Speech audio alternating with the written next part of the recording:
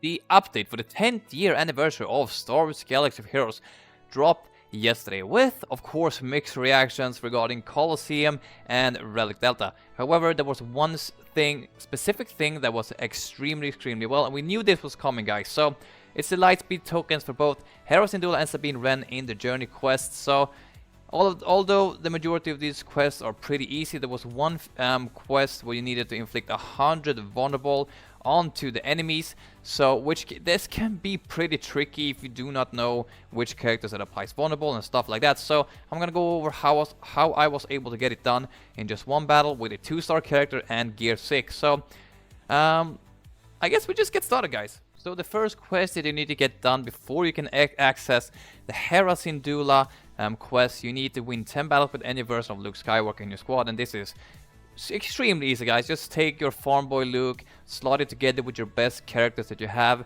Maybe it's a Galactic Legend, maybe it's a non-Galactic Legend. However, slot him in with the best characters and you should get it done relatively fast, so between 2 to 3 minutes depending on the relics on your characters. However, if you want to be a little more efficient, you can do it on a node where you need to get some gear, maybe some mods. I personally did it on 9C on the mod up against the 9 Sisters on the mod challenges or mod battles, perhaps it is, to just make sure I got some mod materials. But you need to do 10 battles, so there's no way you can speed this up. So just go ahead and do it on a node that you need to either farm some gear or some materials. After you've completed winning 10 battles with any version of Luke Skywalker in your squad, you're gonna get to the quest where you need to inflict 100 vulnerable onto your enemies. And I thought this could be a little bit tricky, especially from my alt account where I don't have a lot of vulnerable characters, or maybe it would take a long time. So I started digging into some characters that get to vulnerable pretty easy, and we have the perfect example here with Son of Stars. And as you can, I only have her at 2 stars in gear 6. I think actually this might have helped me in this instance, because if she would have been relics,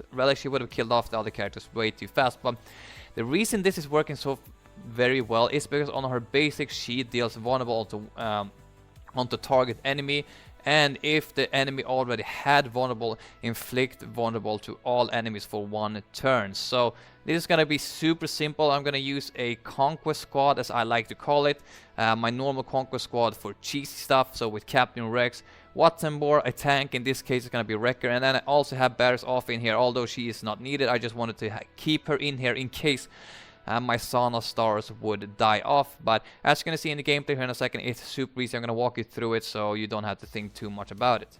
So here is the gameplay. As you can see, we have the Conquest Squad, as I said. You're gonna put the tank deck onto Wrecker just to make sure he taunts. And by the way, I'm doing it on the same node on the mod battle, so 9C up against the Night Sister. I find this to be really efficient.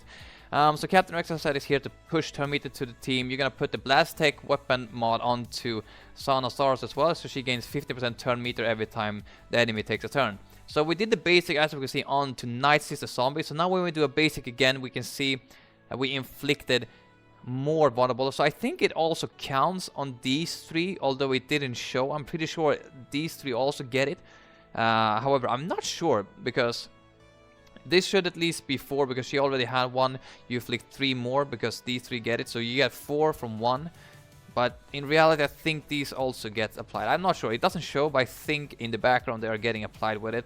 I'm not sure though, but we're gonna get it done everything in one battle, so you do not need to worry. Just remember, every time you're doing you're just gonna do a basic with Son of Stars on a target that has vulnerable. So right now, as you can see, she lost it. We did over there. These guys got it. This Spirit got it, and Night Sister Zombie got it as well. I think it reapplies 1 turn to her again, onto this one again, and then maybe this guy resists or whatever. I don't know. But in reality, you just inflict vulnerable to every single enemy for 1 turn, which is great. So if you have these guys relic like I have, just trying to target either the one spirits that has foresight or the Night Sister Zombie, because she's gonna revive, just to make sure you get enough vulnerable from one battle. However, I did this for like 3 or 4 minutes in total, I think, game time, maybe even longer, but I think I could have done it a lot faster. So the strategy is gonna be the same. Always do basic onto some Night Sister that has vulnerable to inflict the rest with vulnerable, and this is basically the same strategy going forward. Eventually, we're gonna start killing off people eventually, because we cannot stall it out any longer. And right here we get to the second tier. We literally just do exactly the same thing. Do basic onto the ones that have vulnerable to inflict the rest with vulnerable. So vulnerable over there, as we can see, works perfectly well. Once I get into the 3rd tier, however, I end up dying with my Son of Stars from an AoE because as I said, gear 6 up against gear 12, so they should do pretty good damage onto my Son of Stars, but we got enough vulnerables from the first 2 tiers, so let's see if I can just time it out here. Perfect. Okay, so she's about to die off right here. Perfect. So let's see. So before going into this battle, we had 3 vulnerable. Let's see how many we got. We got 100 vulnerables. So as you can see, you can get it done in one battle. I did it up against the mod 9C with the Night Sister. So super easy. As you can see, we get the Lightspeed token here for Hera Syndulla as well. I'm just gonna apply it because why not show it on this video? I mean, so nice to have her relic on this alt account. So that's the 100 vulnerable one battle. I think that's probably the thing the majority of you people are gonna come here to see. But if you want to see the rest of the journey quest to get Lightspeed token for Sabine Wren, we're gonna have defeat 15 Pale Troopers with any verse of Hera Syndulla. Of course, you just take the newly relic Hera Syndulla that you got, slaughter into a team. I ended up doing this on 6J on the normal light side node because I think this included like 13 Imperial Troopers, so I needed to do this battle 4 times, which roughly took me around, probably 2 minutes on auto. So you do not need to spend too much time doing these quests. Let's see, I think I go in here, let's see, a little bit too fast. So from this one battle, oh my god, still a little bit too fast. My transition is trying to destroy me. So as you can see, defeat 50 Imperial Troopers. From the first battle we got 13. So really you just need to do this battle 4 times on auto with your best light side unit, and this should take 1 to 2 minutes, super easy.